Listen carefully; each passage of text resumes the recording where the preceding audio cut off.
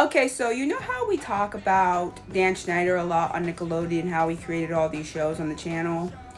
Well, we never talk about this other man who made a lot of shows for Nickelodeon, but just in general for kids and teen media. Well, this is Thomas W. Lynch, and he created a lot of great media for our childhoods and teen years. So, if you're old enough to remember this show, he started off on Kids Incorporated, which was basically the knockoff version of the Mickey Mouse Club from the 90s and late 80s. It actually came before the Mickey Mouse Club reintroduced itself, but basically it was a knockoff version of the Mickey Mouse Club. Then, after that show went off the air, he came to Nickelodeon and he created this show, The Secret World of Alex Max. And if you don't remember the show, you're not old enough. So you probably don't even know who this man is anyways. But The Secret of Alex Max was a great show. It was about this girl named Alex, and she basically has this run-in with this truck that has this goo, this green goo, and it turns her into this supernatural being where she has all these powers and whatever. She can turn invisible, and she has all these other powers she can use with her fingers and stuff. And then basically these guys from the government are trying to find her because she ended up with this special ooze from this. It's a great show. You got to go back and watch it. It was really great for the 90s. Then he did The Journey of Alan Strange, which unless you're a real OG 90s kid, I'm talking a real OG 90s kid, you probably don't know what this is. But it basically was a show about this alien who ends up getting left on Earth, and he ends up in this skin of a black kid. And basically he ends up being taken in by this white family, and different things ensue, and Alan's trying to get back to his planet and get back in touch with, the spaceship, the alien spaceship that left him and everything, and him trying to adapt to being on this planet. Now, this one is, again, you have to be an OG millennial to know what this is, but this is Caitlin's Way. And if you don't know what this is, it's basically a show about a girl. She was having lots of run-ins with the law because she is an orphan or something. And so her only living relatives are on this horse farm. And so she gets into trouble one too many times in the city.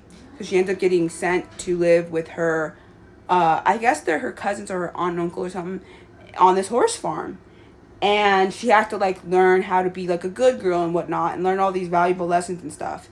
It was actually a really good show for its time. It came out in 2000. It only lasted for a couple seasons. But when we talk about OG girls who made us want to be alternative or the bad girl persona, yeah, we need to add Caitlin up in this conversation. Then he did The Romeo Show. Now, I used to love this show when I was a kid, mostly because it had Romeo in it, obviously. Then I grew up, and this one time, a few years ago, before COVID, I watched this show because I was sick at home and I was just bored, so I was watching this show, and it was on YouTube. This is the most boring show I've ever watched in my entire life, and I do not recommend it. Now, if you want to watch a show with Romeo, fine. But I think it's boring. It's really not worth your time, and they could have done better. And knowing, because I just found this out, knowing in 2024 that they were going to give Bow Wow his own show, but they decided to give Romeo a show instead. Why? Why? Then you have this show. Again, a show you just really have to be a millennial to understand. But basically this show was called South of Nowhere, and it was about this girl, and she moves from this Ohio small town. She moves to LA, and she basically discovers through her best friend Ashley that she is a lesbian. And she goes through the trials and tribulations of coming into terms with her being a lesbian in the mid-2000s.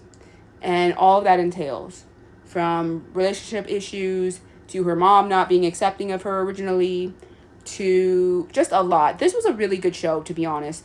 And if you're black, this was really a good show, even outside of the lesbian storyline, because with the first season and even the second season, they talk about a lot of black issues on this show, and it's just really good. It's really, really good. So I highly recommend it. I've watched it recently just to watch it, and it was pretty good. It holds up pretty well as a coming of age, coming to terms with your sexuality kind of show.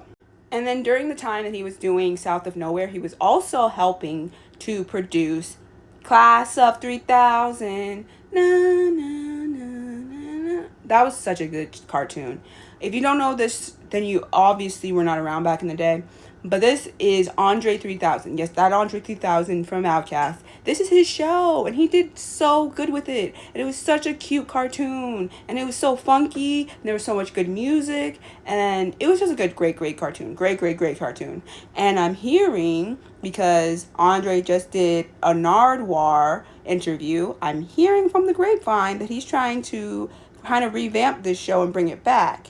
And I really hope he does, because this was an underrated show, and it was really, really good. Shout out to Cartoon Network, and shout out to Andre 3000.